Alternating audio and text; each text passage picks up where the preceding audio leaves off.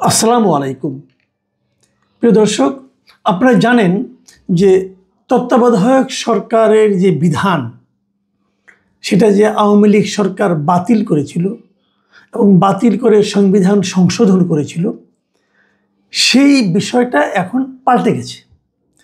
গত বৃহস্পতিবার 20 নভেম্বর দেশের সর্বোচ্চ আদালত তারা 14 বছর আগের যে রায়টা ছিল, বিচারপতি ABM খায়রুল হক যে রায় দিয়েছিলেন যে তত্ত্বাবধায়ক সরকার ব্যবস্থা থাকবে না, সেই রায়টাকে বাতিল করে দিয়েছে।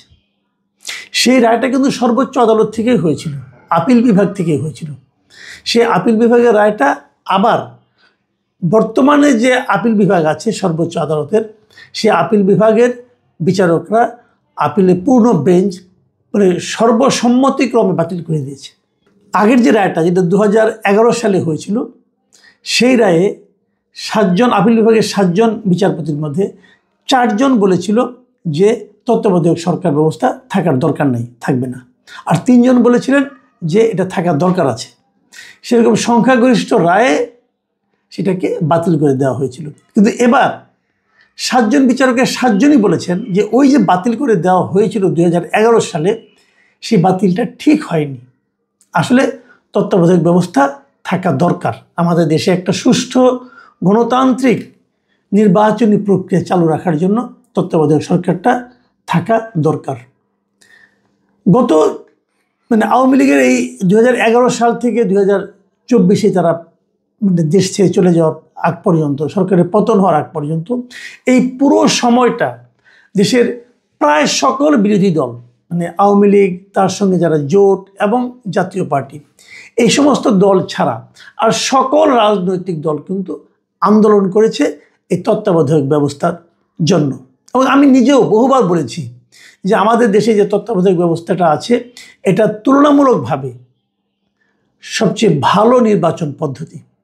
এই তত্ত্বাবধায়ক সরকারের মাধ্যমে নির্বাচন হলে আমরা একটা মোটামুটি নিরপেক্ষ নির্বাচন পাই। এবং সেই হিসেবে আমি এটাও বলি যে আমাদের দেশে এ পর্যন্ত স্বাধীনতার পর থেকে যত নির্বাচন হয়েছে, তার মধ্যে সবচেয়ে ভালো নির্বাচন হয়েছে 1991, 1996, 2001 এবং 2008 সালে।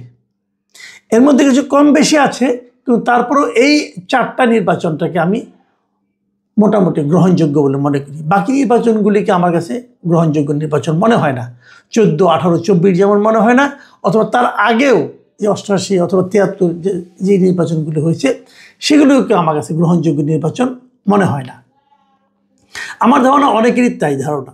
এবং আমরা এভাবেই দেখেছি যে তত্ত্বাবধায়ক সরকারের আমলে আসলে জনরায়টা প্রতিফলিত হয়। সেই যে অতি ভালো যে নির্বাচন পদ্ধতি, সেটাই সর্বোচ্চ আদালতের রায়ে এবার ফিরে এলো। কিন্তু ইন্টারেস্টিং বিষয় হলো, এটা কিন্তু আমার আগামী নির্বাচনটা, আগামী বছরের 2026-এর ফেব্রুয়ারিতে যে নির্বাচনটা হবে, সেটা কিন্তু তত্ত্বাবধায়ক সরকারের অধীনে হবে না। আমার প্রশ্ন, কেন হবে না?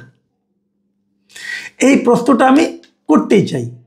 বলা হচ্ছে তারপরে চতুর্দশ যে সংসদ নির্বাচন হবে, সেখান থেকে এটা চালু হবে, আগামী এই নির্বাচনে হবে না।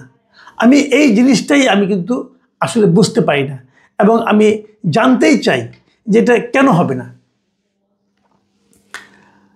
আদালত অবশ্য বলেছে যে কিছু সাংবিধানিক ধারা উপধারা তারা নির্ধারণ করে বলেছে এই কারণে এটা এবার নয়, তারপরের থেকে হবে। বাট আমার প্রশ্নটা হলো, সংবিধানে যে ধারাগুলো উল্লেখ করে সেগুলো আমি আলোচনা করতে চাই না। আমি চাই না এই কারণে, এগুলি জটিল বিষয়, হয়তো দেখে দেখে আমি পড়তে পারি, আপনারাও বুঝতে পারবেন, কোনো সমস্যা নাই। কিন্তু আমার কথা হলো কি, এই যে বর্তমান সরকারটা আছে, তারা কি সংবিধানের সব ধারা মেনে চলে কি? চলে না। আমি তো নিজে বলি, যদিও সরকার নিজে দাবি করে তারা একটা সাংবিধানিক সরকার, কিন্তু আমি বলি এটা একটা জগা খিচুড়ি মার্কা সরকার। এই সরকার পুরো সংবিধান মেনে চলে না। সিম্পল অনেক উদাহরণ আছে, আমি একটা ছোট্ট উদাহরণ দিই। এই সংবিধান, আমাদের আগের যে সংবিধান আছে, সেই সংবিধানে এখনও বঙ্গবন্ধু শেখ মুজিবকে জাতির পিতা হিসেবে বলা আছে। এই সরকার সেটা মানে না। এই সংবিধানে বলা হয়েছে বঙ্গবন্ধুর ছবি আপনার অফিসের প্রত্যেকটা মন্ত্রী, তাদের যারা আছেন, সরকারি কর্মকর্তা আছেন, তাদের মাথার উপর সেই ছবিটা থাকতে হবে। আছে, রাখে? রাখে না। তারা তো সেখান থেকে নামিয়েছেই। বিভিন্ন বিভিন্ন দূতাবাসে যে ছবিটা ওরা আছে ওইটাও নামাই দিচ্ছে, ওইটা তো নামাইছে, প্রেসিডেন্টের ছবি পর্যন্ত তারা দূতাবাস থেকে নামাই দিচ্ছে। তো এটা সাংবিধানিক সরকার হয় কীভাবে? আমাদের সংবিধানে গণভোট বলতে কিছু নাই, কিন্তু অধ্যাদেশ জারি করা হয়েছে গণভোট হবে। যে অধ্যাদেশ কি ক্যাবিনেট, মানে গণভোটের জন্য এরকম অধ্যাদেশ ক্যাবিনেট বলতে পারে? রাষ্ট্রপতি স্বাক্ষর করতে পারে? পায় না তো। এই সংবিধান বিরোধী কাজ। কিন্তু আপনারা বলছেন যে সময়ের প্রয়োজনে এটা করতে হয়েছে, চাহিদার জন্য, জনগণের চাহিদা, জনচাহিদার জন্য এই সময় জনগণের এটা চাহিদা, ওই যেটা করতে হয়েছে। ওকে, আমি মেনে নিচ্ছি, আমার কোনো আপত্তি নেই, কিন্তু মেনে নিচ্ছি। তো যদি আপনার ওক্ষেত্রে জনগণের চাহিদা হয়, তাহলে তত্ত্বাবধায়ক সরকার ব্যবস্থাটা এই নির্বাচন থেকে চালু করাটা সময়ের চাহিদা যে নয়, এটা আপনি কী করে বুঝলেন? আমি দায়িত্ব নিয়ে বলছি, প্রচণ্ড আত্মবিশ্বাস থেকে বলছি। আপনি আজকে এই যে সেটা গণভোট করেন যে আগামী নির্বাচন তত্ত্বাবধায়ক সরকারের অধীনে হবে নাকি অন্তর্বর্তীকালীন সরকারের অধীনে হবে। যদি তত্ত্বাবধায়ক সরকারের অধীনে হওয়ার ব্যাপারটা জয়যুক্ত না হয়, তখন আপনি আমার সঙ্গে কথা বলেন। আপনি নিশ্চিত জানেন তাই হবে। এই দেশের মানুষ অন্তর্বর্তী সরকার, বর্তমান যে অন্তর্বর্তী সরকার আছে ডক্টর ইউনূসের নেতৃত্বে, এবং ওনার যারা উপদেষ্টা মণ্ডলী আছেন যারা, তাদের নাম ধাম কর্মকাণ্ড দেখার পর আমি নিশ্চিত এরা যদি বলে যে কবে বিদায় হতে হবে, বলে যে কালকে বিদায় হন। এই হলো যে জনপ্রিয়তার অবস্থা। তারা আবার নির্বাচন করবেন। এরই মধ্যে কিন্তু অনেকগুলি ঘটনা ঘটেছে যে তত্ত্বাবধায়ক সরকারের একজন উপদেষ্টা তিনি ঘোষণা করেছেন তিনি নির্বাচন করবেন, এবং উনি এবং ওনার বন্ধুবান্ধব যে সমস্ত এলাকা থেকে নির্বাচন করবেন, সেখানে তারা বাড়তি উনি ওনার মন্ত্রণালয় থেকে অনুদান দিচ্ছেন বিভিন্ন প্রতিষ্ঠানের জন্য। আবার উনি নির্বাচন করবেন, উনি এখন উপদেষ্টা, এবং ওনার উপদেষ্টা থাকার ব্যাপারে কারো কোনো আপত্তি নাই এই সরকারের। তাহলে এই সরকার কতটুকু নিরপেক্ষ থাকবে?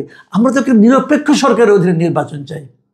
আমি বিস্ময়ের সঙ্গে লক্ষ্য করি, গত আপনার 15 বছর 14 বছর 15 বছর যে রাজনৈতিক দলগুলো তত্ত্বাবধায়ক সরকারের অধীনে নির্বাচনের জন্য আন্দোলন করেছে, বুকে রক্ত দিয়েছে যে দলগুলোর কর্মীরা, সমর্থকরা, সেই দলগুলো তত্ত্বাবধায়ক সরকারের বৈধতা উচ্চ আদালত কর্তৃক স্বীকৃত হওয়ার পরও তত্ত্বাবধায়ক সরকার চায় না। তারা এই দাবিটা তোলে না। কেন তোলে না? তোলে না এই কারণে তারা ডক্টর ইউনূসের সরকারকে চটাতে চায় না। তারা মনে করে যদি ইউনূস সরকার চটে যেয়ে আবার নির্বাচন না দেয়, মানে তত্ত্বাবধায়ক সরকারের যে নির্বাচন হলে কার লাভ? পলিটিক্যাল পার্টিগুলোর লাভ না কার লাভ?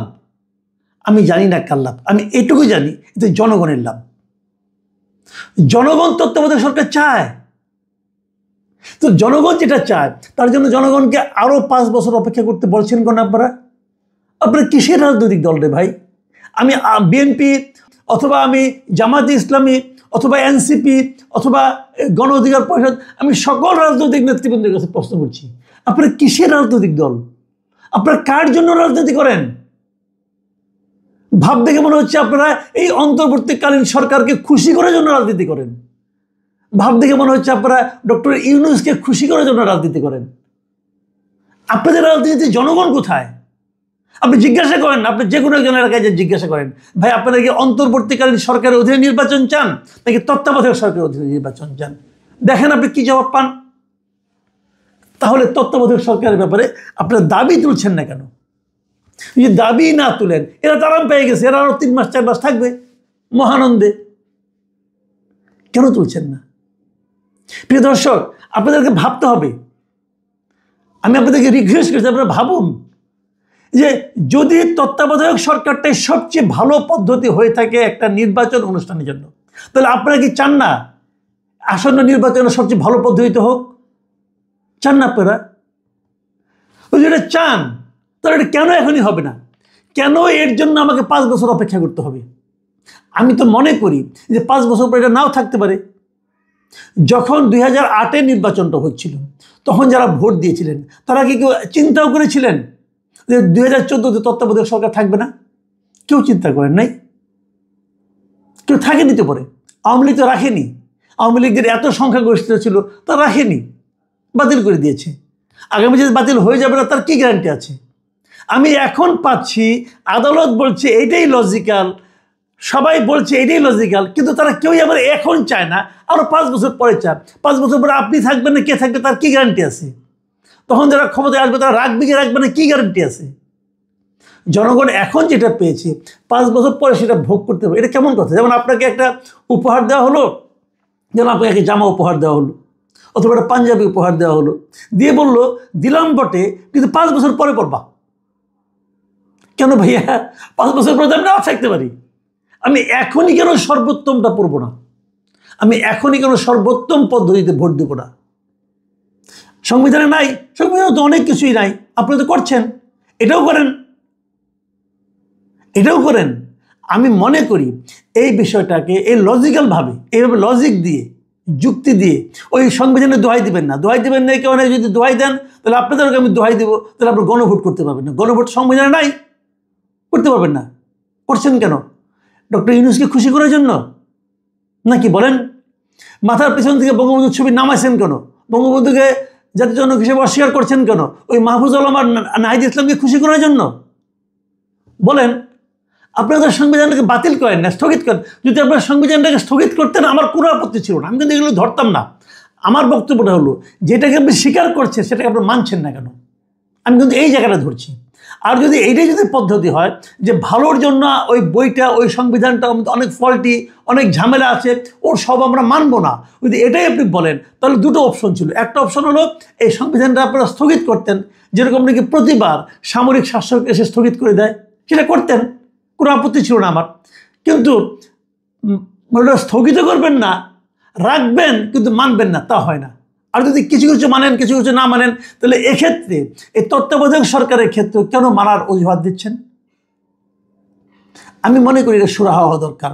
এবং আমি এটাও মনে করি আগামী নির্বাচন অতি অবশ্য তত্ত্বাবধায়ক সরকারের অধীনে হওয়া উচিত।